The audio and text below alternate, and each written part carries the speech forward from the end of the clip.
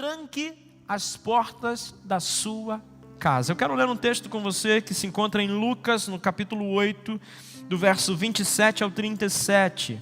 Eu pedi para projetar na NVT, eu estou com uma outra versão, mas eu queria que você acompanhasse também. Nós vamos chegar no mesmo lugar, a mesma informação, mas eu vou falar e você vai entender enquanto você lê.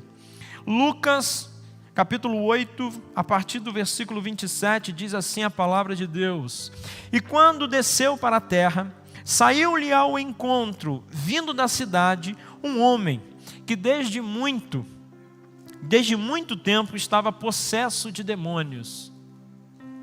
Eu vou ler nessa versão, mas os irmãos podem acompanhar nessa que está aí, ela está correta.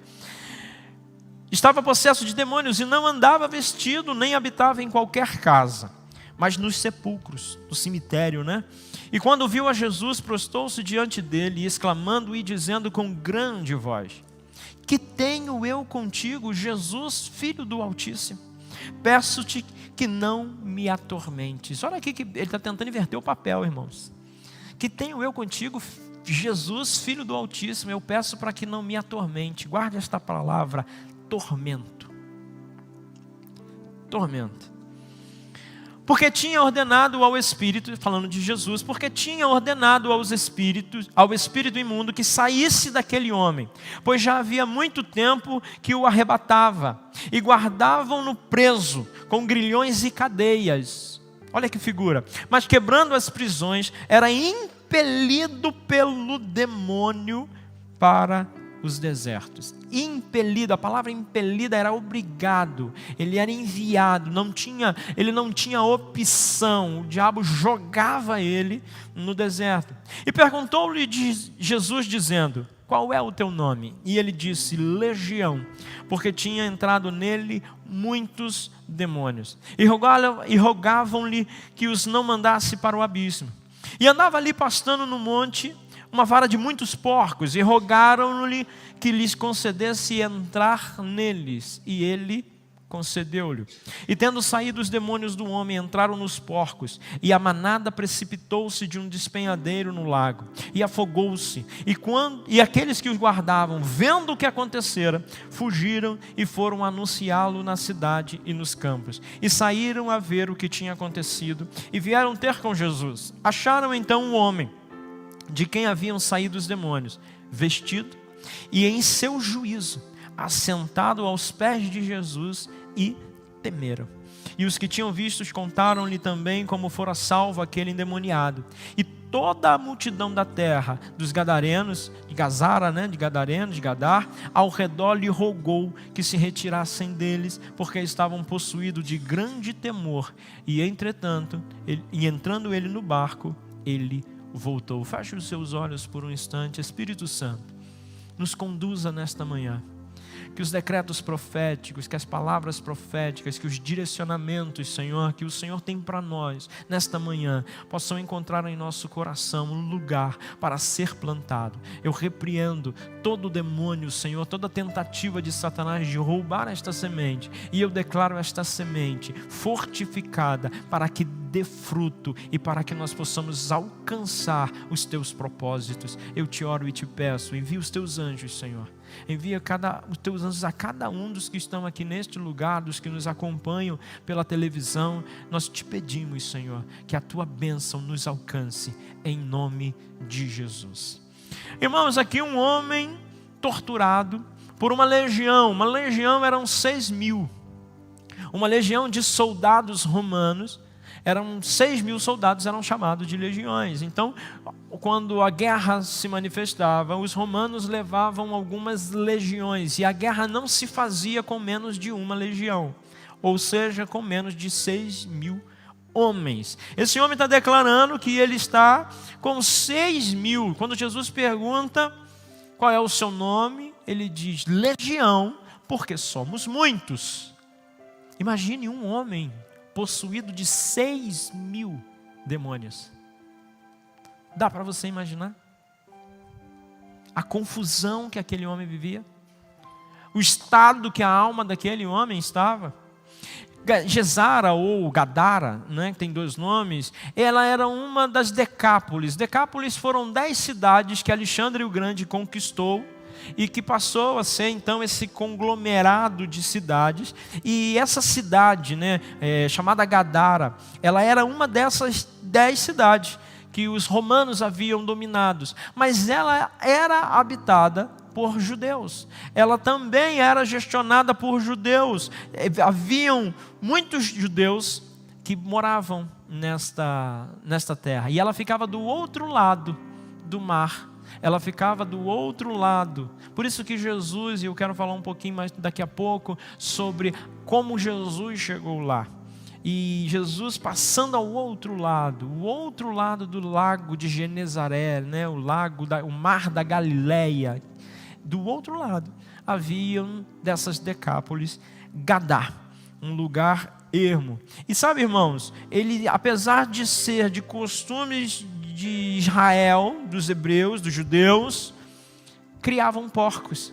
Era uma cidade que foi autorizada pelos romanos para criar porcos. Se você for em Jerusalém, se você um dia puder, quem teve vai saber do que eu estou falando. Eu infelizmente ainda não pude, mas é um grande sonho, né, conhecer a Cidade Santa. Eu gostaria, irmãos, de ir em alguns lugares. Eu não só em espírito, como já fui levado algumas vezes, mas estar lá fisicamente para desfrutar daquele ambiente. Mas se você for em Jerusalém, se você for a Israel, você que é acostumado quando viaja, quando fica em hotel, comer aquele famoso ovos com bacon, aquele ovos com aquele bacon, aquela linguiça, você infelizmente vai achar mal e porcamente o ovo, mas você não vai encontrar bacon lá. Você também não vai desfrutar de comer presunto. Você não vai fazer aquele misto quente com queijo e presunto. Porque até os dias de hoje, eles não comem nada derivado de porco. Então é pecado, pastor? Não estou dizendo isso, eu não estou lhe ensinando. Nós não estamos mais debaixo daquela lei. Mas eles continuam observando essa lei. Então em Israel, porcos não se comem. Então eu lamento dizer, mas você nunca vai comer uma feijoada israelense. Porque ela não existe.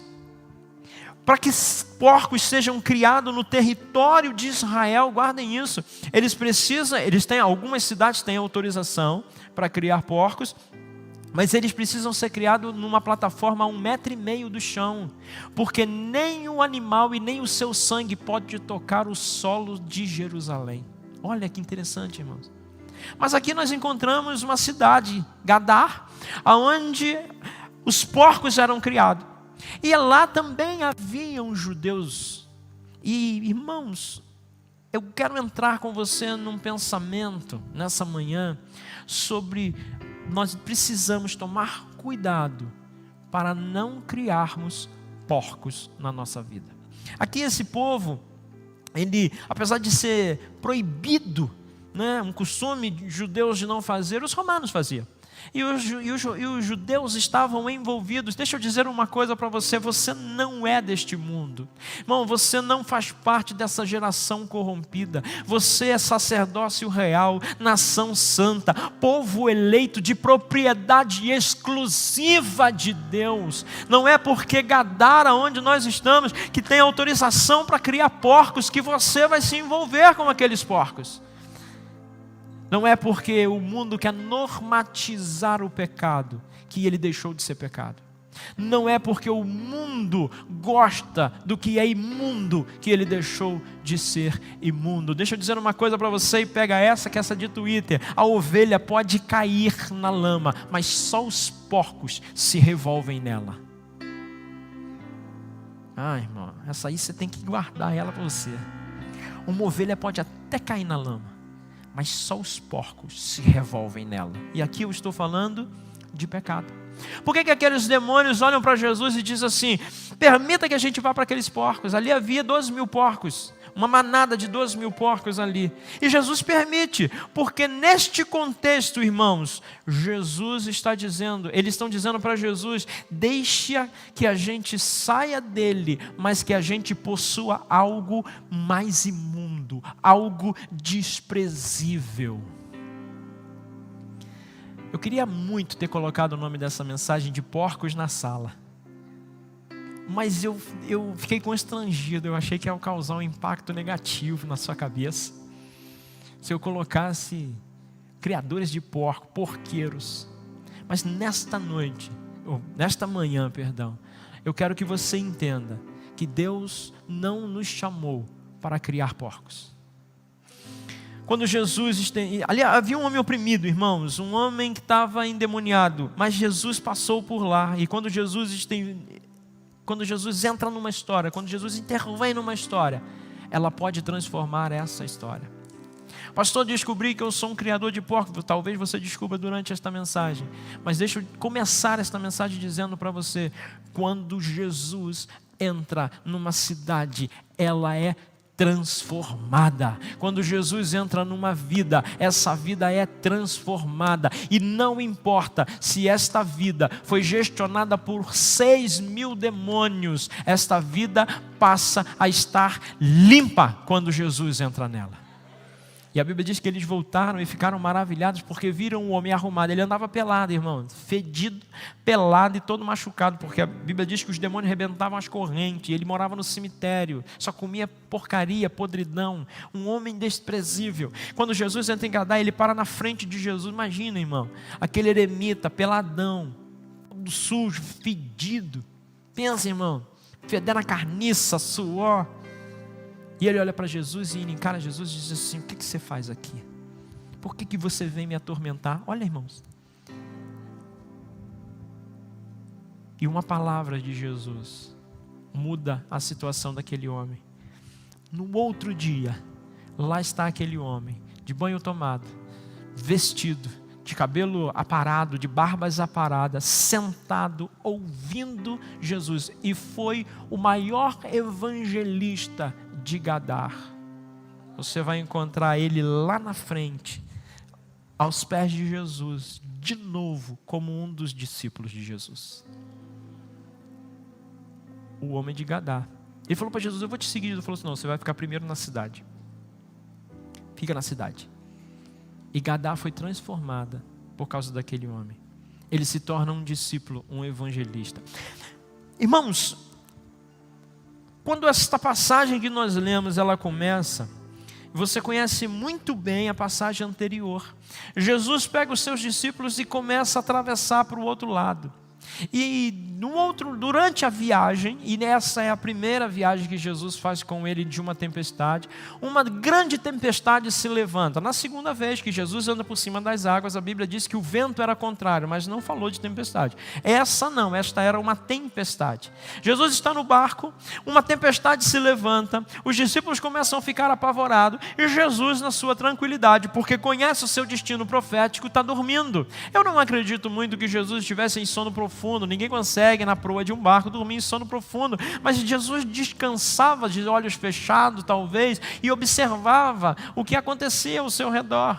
E aqueles discípulos desesperados, num dado momento eles levantam Jesus e dizem assim: você não se importa que nós vamos morrer? Você fica aí dormindo enquanto o barco está afundando?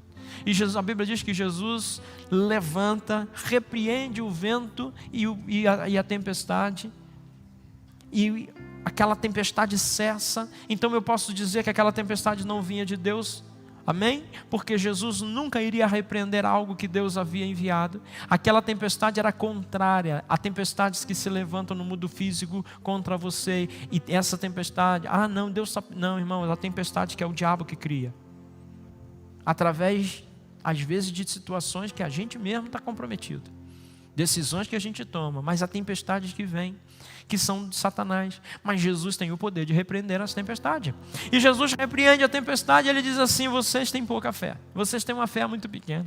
Vocês ainda não aprenderam. Irmãos, Jesus aqui está vindo de um cenário de uma tempestade física, uma tempestade contrária, uma tempestade de percas financeiras, uma tempestade de percas de coisas. O barco podia virar, os discípulos podiam morrer, podiam ter as situações da vida. Quantos de nós não vivemos de vez em quando tempestade no mundo físico? É o emprego que a gente perde, é a saúde que a gente perde, é uma perda emocional, é um casamento que está se desfazendo, um relacionamento que está indo embora, é uma tempestade, irmãos, que está à nossa volta, política, econômica. Mas eu quero dizer para você que Jesus tem o poder de acalmar essa tempestade. Mas Jesus chega do outro lado e lá ele encontra uma outra tempestade. Agora ele encontra um homem revolto em tempestade, uma tempestade interna, 6.000 demônios habitando aquele homem. Aquele homem estava em depressão, em opressão, oprimido. Aquele homem estava vivendo um caos emocional. Ele não tinha controle sobre a sua vida, ele não tinha controle sobre a sua depressão. Eles estavam numa tempestade tremenda, irmãos. E o mesmo Jesus que acalma a tempestade do lado de fora é o Jesus que acalma a tempestade do lado de dentro.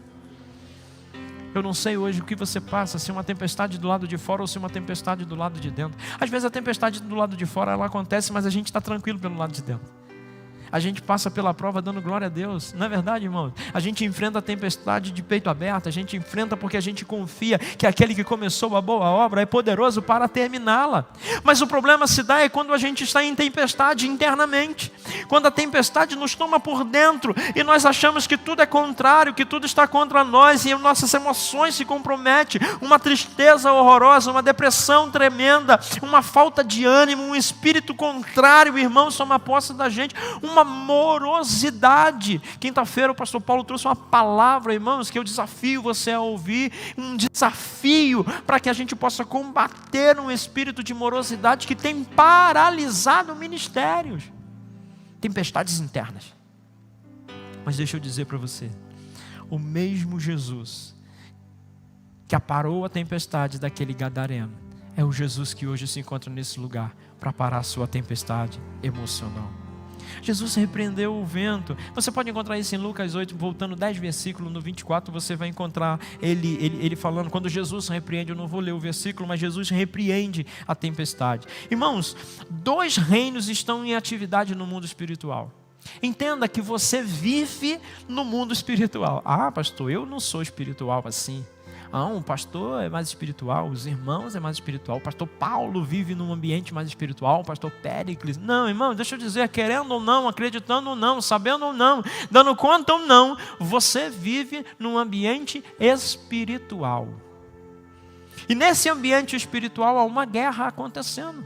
E essa guerra ela é uma para te abençoar, a outra para te amaldiçoar. Eu já disse para você qual é a diferença entre bênção e maldição. Bênção é ter o céu trabalhando ao seu favor. Maldição é não ter o céu trabalhando ao seu favor. O inimigo não vai ser pior ou melhor com você. Ele vai ser sempre ruim, porque a Bíblia diz que ele veio para matar, roubar e destruir.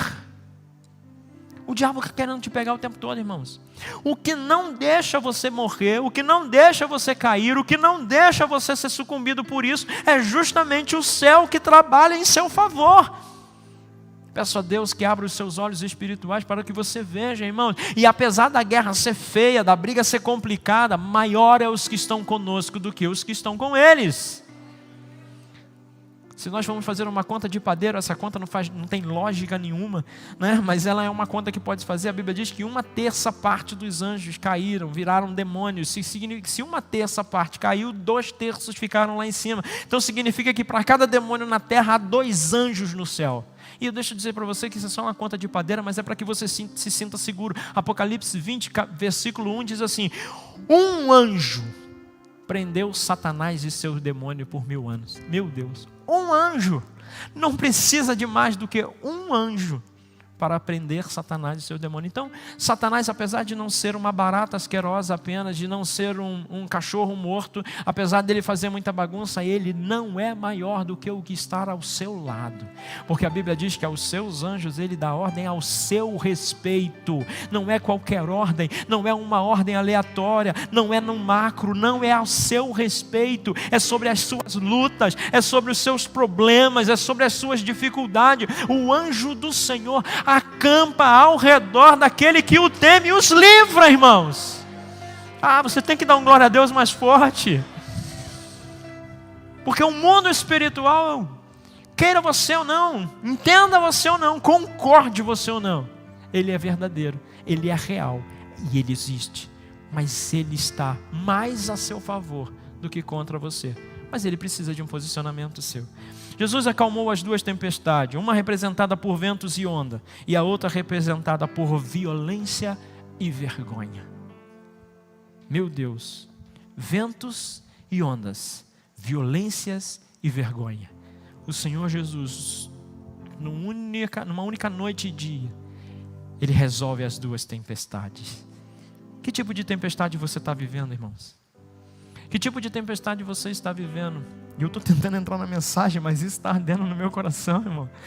Que tipo de tempestade você está vivendo? Deixa eu dizer, hoje é manhã de ceia.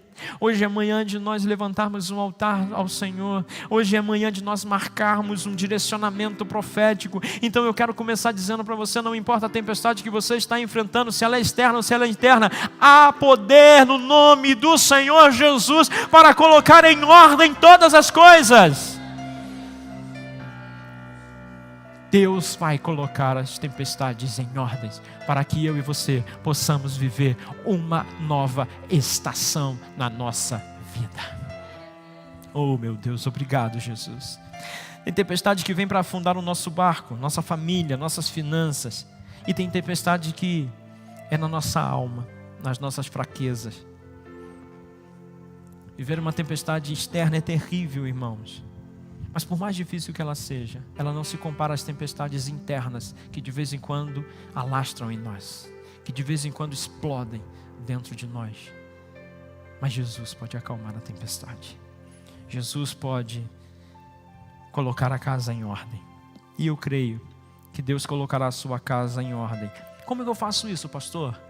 Como que eu coloco as minhas tempestades? Eu não sei, irmão. Talvez você esteja aqui, esteja com uma tempestade interna, um problema que você não consegue resolver, uma dívida que você não consegue pagar, um diagnóstico que você não consegue mudar.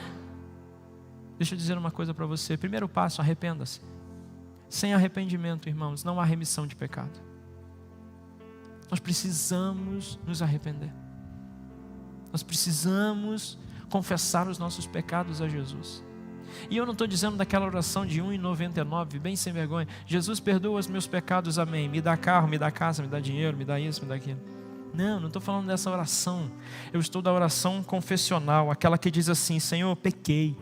Falei mal de fulano, praguejei ciclano, roubei beltrano, fui infiel, insolente com ciclano. Sabe, é a confissão daquilo que eu fiz. Deus, pensei mal, Deus, me prostituí, Deus, eu olhei, meus olhos, a concupiscência dos olhos me levaram a olhar por coisas que eu não deveria olhar, me levaram a desfrutar de coisas que eu não deveria desfrutar. Senhor, eu pequei nisso. Dê nome ao seu pecado. Irmãos, dê nome aos porcos. Diga assim, dê nome aos porcos. Vamos começar a limpar a nossa casa? Vamos começar a limpar a nossa vida? E o primeiro ato que você vai fazer, a partir desta manhã, é dar nome aos porcos. E deixa eu dizer uma coisa para você, até que esta ministração fosse feita e que você tivesse sentado aí, quem lhe trouxe nesta manhã foi o Espírito Santo de Deus. Você podia até dizer que era inocente. A partir de hoje, sua inocência acabou. Me ame até o final, mantenha o seu coração ligado ao meu, porque eu amo vocês. Mas Deus está dizendo para você, dê nome aos porcos. Como é que eu me livro, pastor, desse vício? Vício do cigarro, vício da bebida, vício da mentira, vício da pornografia, o vício é algo que você faz compulsoriamente, é algo que você não consegue controlar. Pastor, como que eu começo a me livrar dessas coisas? Dê nome aos porcos. O texto que lemos fala de alguém que foi limpo por Jesus, que teve a casa limpa e arrumada. Sabe, irmãos, algo que eu e você precisamos fazer quando nossa casa é limpa e arrumada. Então, nessa primeira parte, eu vou chamar de introdução. Nessa primeira parte eu quero dizer para você que Jesus tem autoridade para limpar a sua casa. Que Jesus tem autoridade para parar as tempestades. Que Jesus pode fazer isso para você.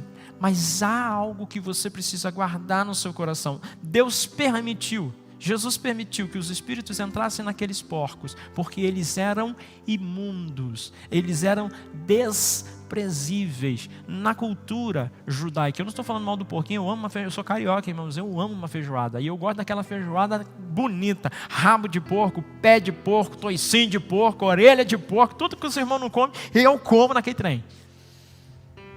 Porque falando assim é nojento, mas é gostoso pra caramba, não é verdade, irmão?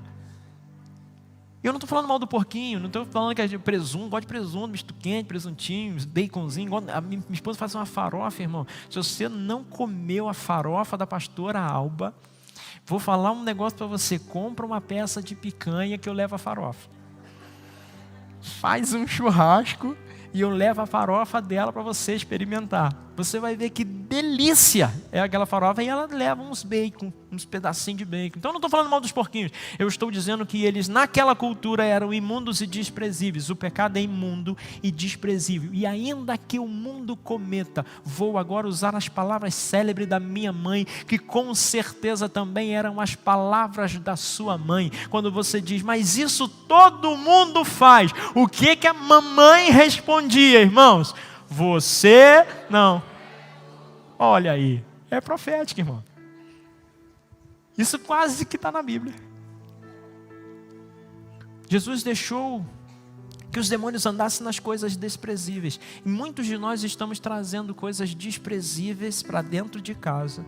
Porcos para dentro de casa. Eu quero ler um texto com você que está em Mateus capítulo 12, do versículo 44 e 45. Mateus capítulo 12, versículo 44 e 45. E eu quero que você guarde isso aqui. Este é um momento importante dessa mensagem, não que os outros não sejam, mas esse é um momento que eu peço a Deus que fale no seu coração. Diz assim, então diz, não antes, pode voltar no 44. Volta o 43. Isso. Quando um espírito imundo deixa uma pessoa, anda por lugares secos à procura de descanso, mas não o encontra. Então diz, voltarei à casa da qual saí. Ele volta para a sua antiga casa e a encontra, preste atenção nessas palavras, e a encontra vazia, varrida e arrumada. Vazia, varrida e arrumada. Próximo. Então, o Espírito busca outros 7 espíritos, pior do que eles. Ah, meu Deus. O cara vem, mas vem com a turma. Sabe quando a gente era criança e brigava na rua e estava sozinho e falava assim, vou chamar meu irmão. No meu caso, eu era o irmão mais velho, eu sempre me lascava. Mas os irmãos mais novos têm essa mania de falar assim, vou chamar meu irmão. Porque a turma dele geralmente é menor do que o irmão mais velho dele. E a turma dele tinha medo do irmão mais velho dele, do maior. Não é verdade? Quando ele volta e ele encontra a casa vazia, varrida e arrumada, ele pega 7 piores do que ele. Peraí, vocês me expulsaram? Vocês me botaram para fora? Vocês me arrebentaram? Pois eu vou chamar minha patota. Nossa, patota, me caguetei agora, né, irmão? Patota tem muitos anos que você não vê isso, não é não, Diana? Fala a verdade. Você falava patota, irmão. Não, falava. O boy falava. Era da patota, né? Ô, bro, mora. Né? É mora. Nossa, nunca entendi o que era mora. Vou chamar minha patota. E ele traz 7, pior do que ele. E todos entram na pessoa e passam a morar nela. Misericórdia. Você está pegando isso, irmão? Você está entendendo isso? Isso está entrando no seu coração? Você está se vendo em algum lugar? E mora nela, e a pessoa fica pior do que antes. Assim acontecerá a esta geração perversa. Meu Deus. Varrida e arrumada. E eu coloquei aqui, acredite você ou não, os anjos de Deus, eles nos protegem a nossa casa, mas quem tem a chave da porta de casa sou eu e você. Uma casa varrida é uma casa limpa. Jesus limpou a casa, Jesus resolveu, tirou sujeira, trouxe perdão, o escrito de dívida que havia contra nós foi pago. Jesus limpou a nossa casa. Isso é uma casa varrida. Uma casa limpa, uma casa arrumada. Agora ela está arrumada, organizada. Você entendeu a importância de ir à igreja, por exemplo. Você já não adora outros deuses. Você já não anda pelo caminho tortuosos, né? Como diz o Salmo 1, bem-aventurado o varão que não anda segundo o conselho dos ímpios, não se detém no caminho dos pecadores. Preste atenção que é uma construção e não se assenta à roda. Irmãos, é uma caminhada, não caminha com os ímpios, não para olhar o que os ímpios estão fazendo e não senta para comungar com ele, para ter comunhão com ele. É isso que está dizendo. Bem-aventurado o varão que não anda segundo o conselho, não se detém no caminho dos pecadores, nem se assenta à roda dos escarnecedores. Antes o seu prazer está na lei do Senhor e nela medita de dia e de noite. Salmos 1:1. Casa arrumada. Você arrumou. Então você vem para a igreja, ou você participa do ministério, ou você é um voluntário, ou você é um levita, você é um cantor, você é um músico, você está lá. Show de bola, você já entendeu que você precisa participar dos eventos, que você precisa estar, uma casa está arrumada, está varridinha, está limpinha, você já entendeu os princípios, está lindinha, mas ela está vazia. Porque a primeira palavra que o texto mostra é encontrando a casa vazia. Se a nossa casa estiver vazia, tenha certeza que bichos vão invadir. E você precisa tomar uma atitude.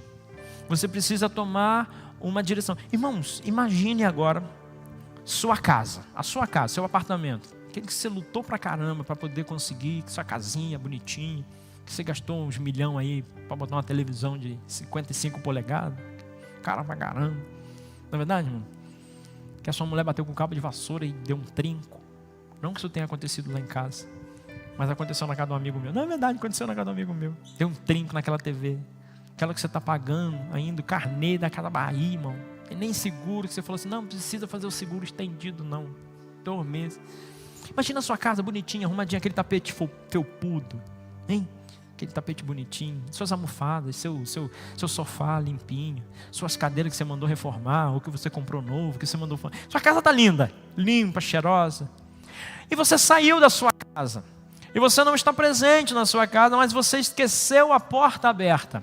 E há um vizinho seu, aqueles vizinhos endemoniados, aqueles vizinhos carioca. Eu tenho uns vizinhos carioca lá no Rio de Janeiro, que eles são terríveis. E criam porcos. São porqueiros. No sentido da palavra de criadores de porco. Tem chiqueiro na casa deles. Estou usando um exemplo, isso é uma metáfora, amém? Assim como Jesus gostava de ensinar por parábolas, eu quero fazer uma metáfora com você nessa manhã. Então imagina a sua casa limpinha, cheirosa. Aí, Simone, você passou aquele vaporeto, aquele mop igual a doida a manhã inteira. Limpou cada canto assim, foi em cima do beiral das portas assim, passou álcool gel. Não é, irmão? Quer ver uma casa limpa, você passa no beiral da porta, as irmãs estão tudo escondendo os olhos assim. Aquela janela, hein, irmão? Que você passa assim, dá até para... Mas você saiu e deixou a porta aberta. E o seu vizinho tem um chiqueiro, é um porco, ele é criador de porco. E os porcos fugiram. E os porcos fugiram e invadiram a sua casa.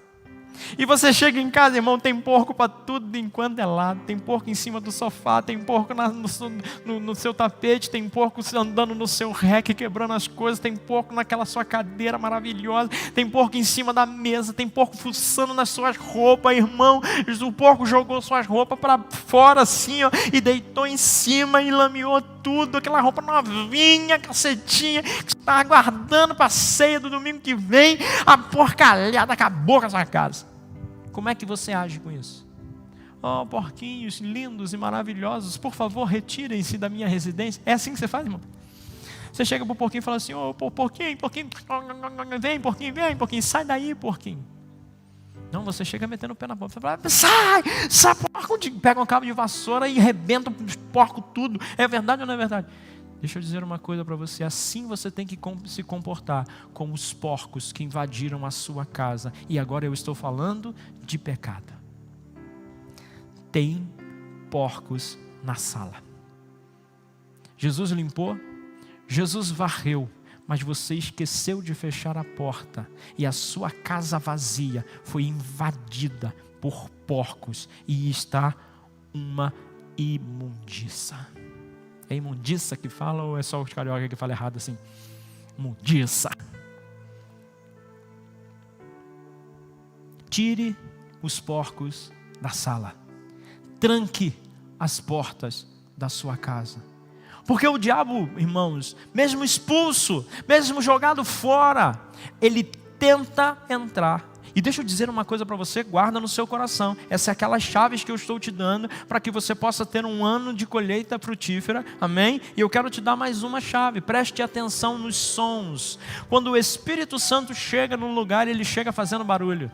A Bíblia diz que um som como de um vento impetuoso encheu aquele lugar. A Bíblia diz que o povo de Israel olhou e tinha sons de trovão, tinha sons no alto da montanha, estremecendo. Diz que Elias saiu e na caverna havia som de trovão, terremoto. Quando o Espírito chega, ele chega, irmãos, ele chega abalando, ele chega resolvendo, ele chega fazendo barulho. Você entende, você sabe, o fogo pega e você fala em língua, você profetiza, você fica. Mas a Bíblia diz que quando ele sai, muitas vezes sai de forma imperceptível.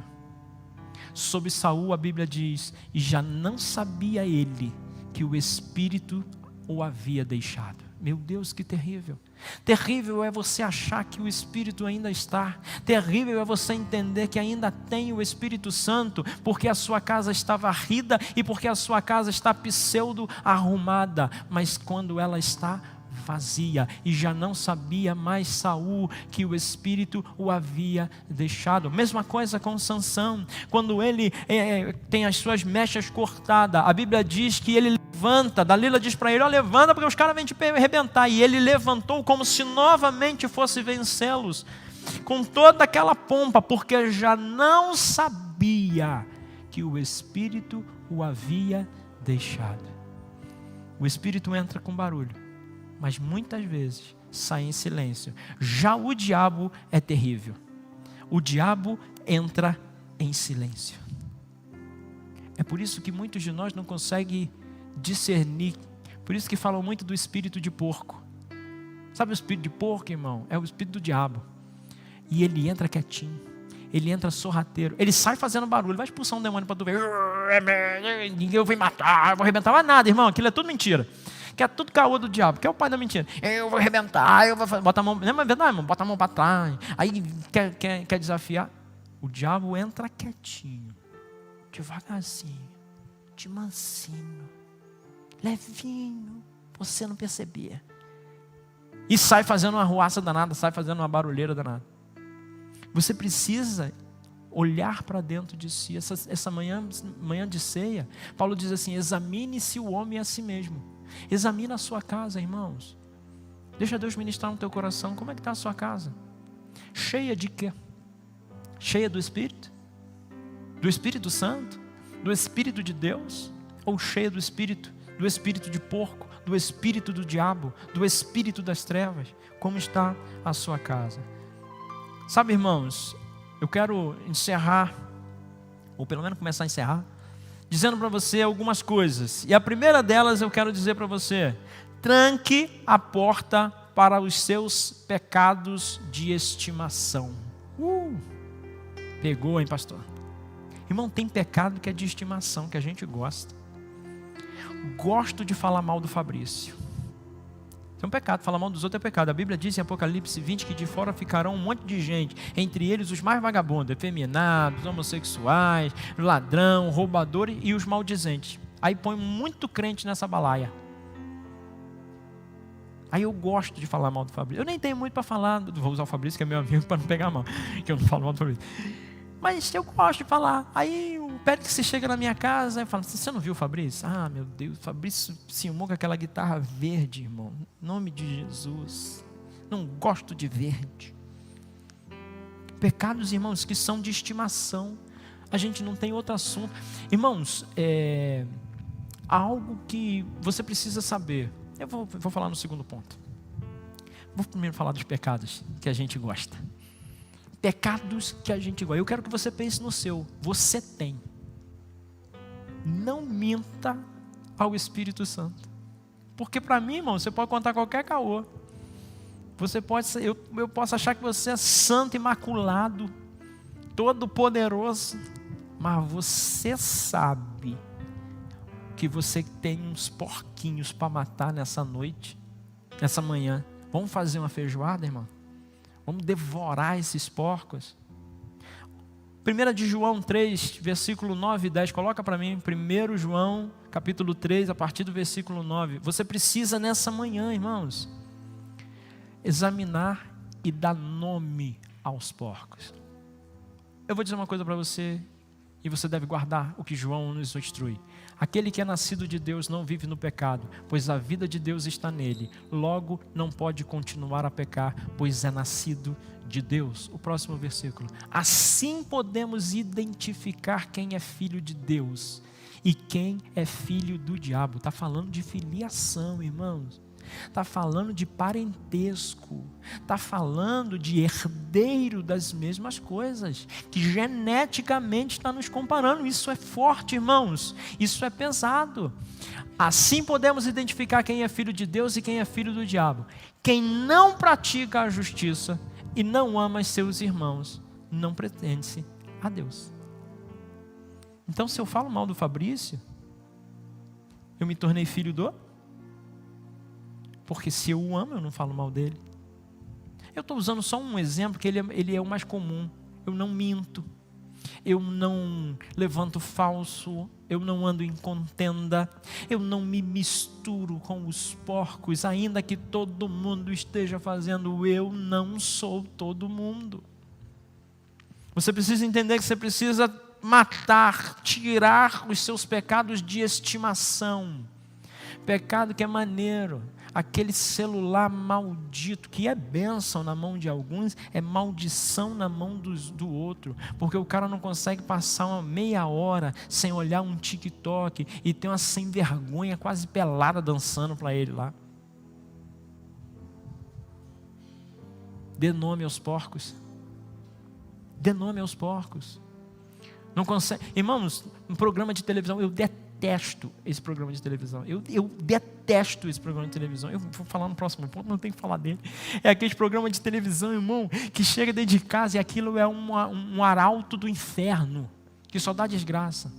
Matou a mulher enforcada, ainda deu 3 tapas no cara da sogra. Tirou a orelha do cunhado, enfiou a faca no peito da irmã, explodiu a casa. É uma desgraça atrás da outra. Corre agora, o helicóptero está passando, tem um bandido sendo morto. Gente, você sai doido, você fica assim, meu Deus, para onde eu corro, para onde eu vou? Você fica com medo de sair de casa. É verdade ou não é verdade? Assiste, irmão, esses jornais. O Covid, irmãos, o Covid está longe lá. A cepa, o Omicron, está, meu Deus, irmão, tem 3 casos em São Paulo, tudo leve, está lá, o prefeito já começou a fechar os bares. Vocês viram isso? Quinta-feira, o decreto saiu sexta-feira.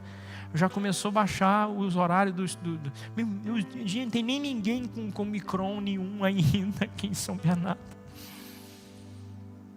Medo, pavor. Não vou dizer nem que é maldade, medo, pavor, pânico. Não há como vivermos uma nova estação se continuarmos com as mesmas roupas. Uma estação nova requer uma roupa nova. Você precisa entender isso. Irmãos, não é a roupa. Eu tenho falado isso aqui, quem tem me ouvido mais, conversado comigo, porque isso está ardendo dentro de mim. Deixa eu dizer uma coisa para você. Não é porque você põe um casaco que o dia esfria. Você não muda a estação por causa da roupa que você veste. Não é você que influencia a estação do dia. É a estação que influencia a sua roupa. E roupa fala de autoridade. Irmão, experimenta enfrentar uma nevasca de sunguinha e camiseta, de roupa de verão, para você ver o que vai acontecer. Você vai morrer. A roupa está errada? Naquela estação, sim. Agora vai para um verão quente do Rio de Janeiro, 40 graus, sunguinha e regata na praia. Feliz da vida. Você vai salvar a sua vida. Experimenta ao contrário, irmãos. Ir para o verão do Rio de Janeiro de Vison. Que casaco de pele. Você vai morrer. Você vai ter uma desidratação louca. Você vai infartar naquele trem lá, porque é muito quente.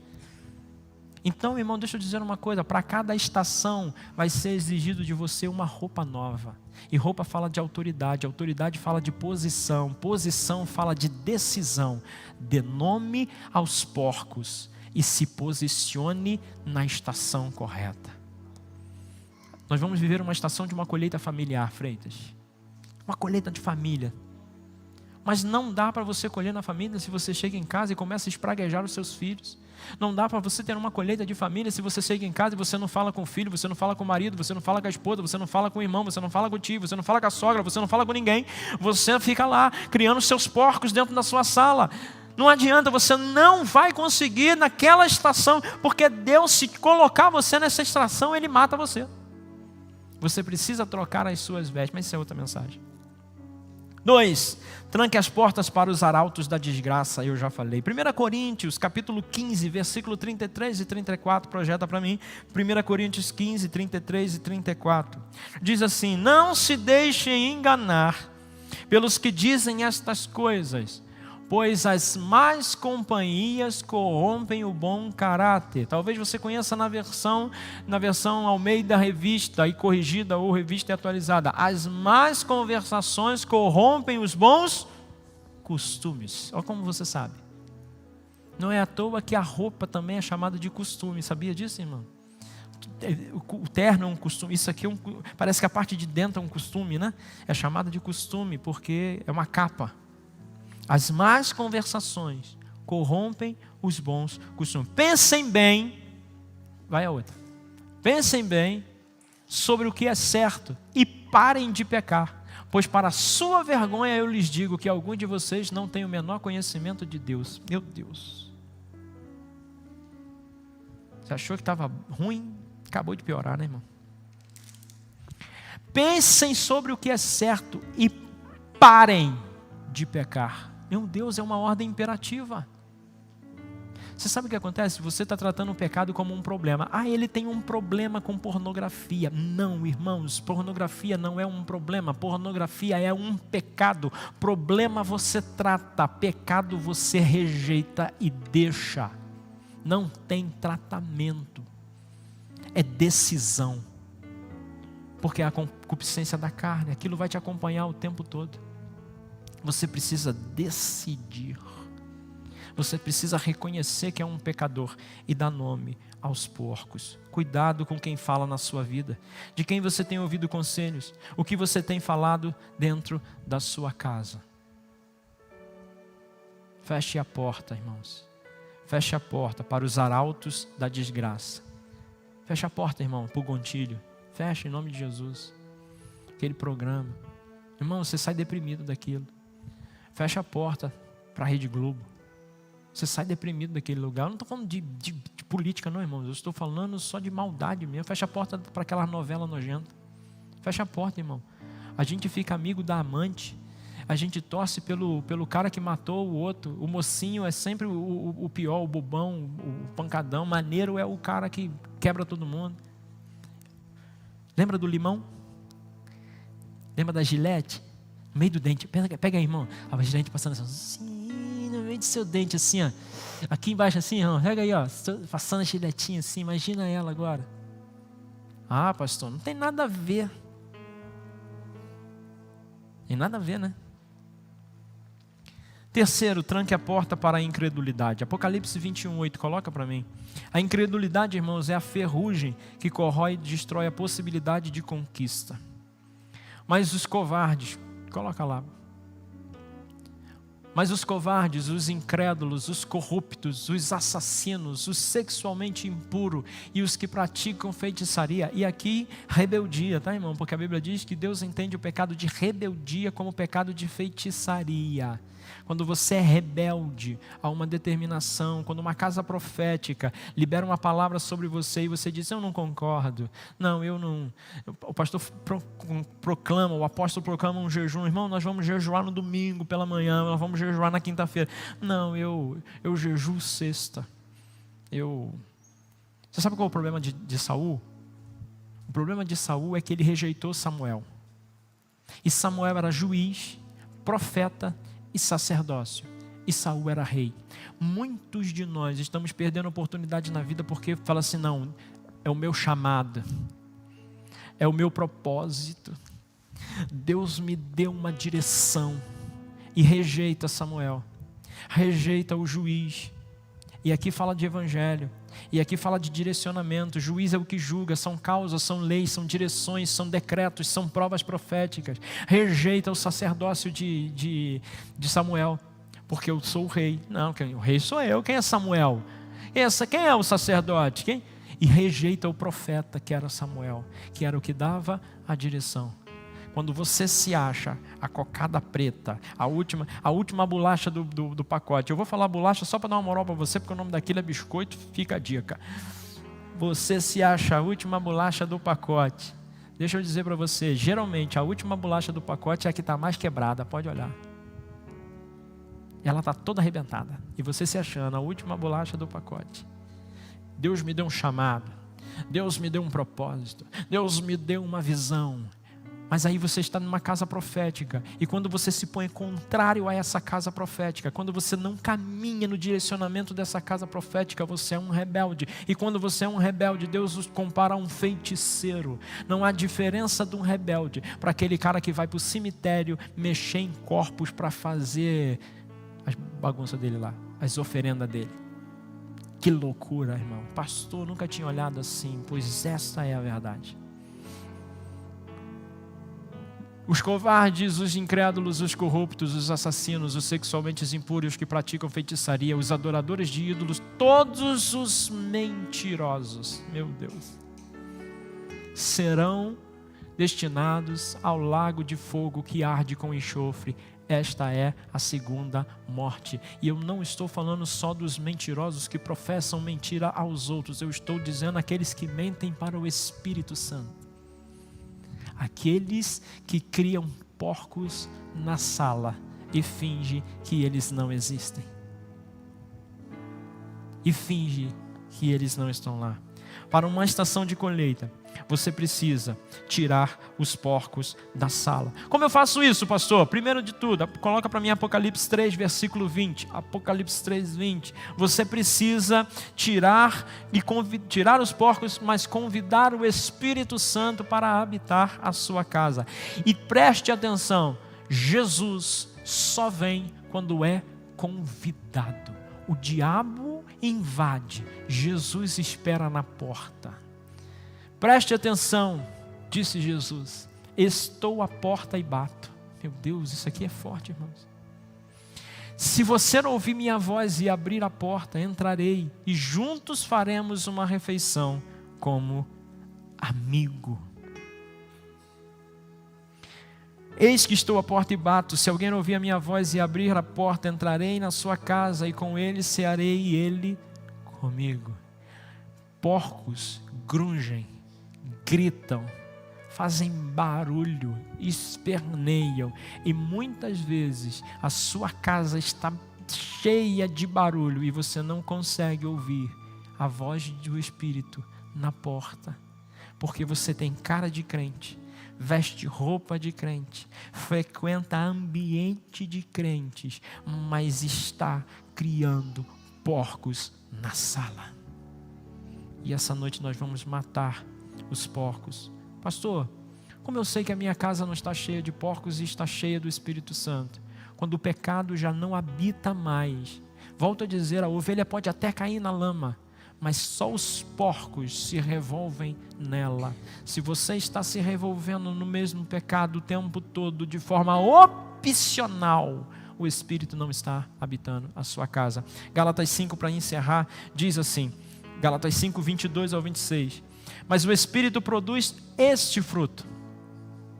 E aí você precisa saber, se isso estiver dentro da sua casa, ela está varrida, ela está arrumada e ela está cheia de Deus.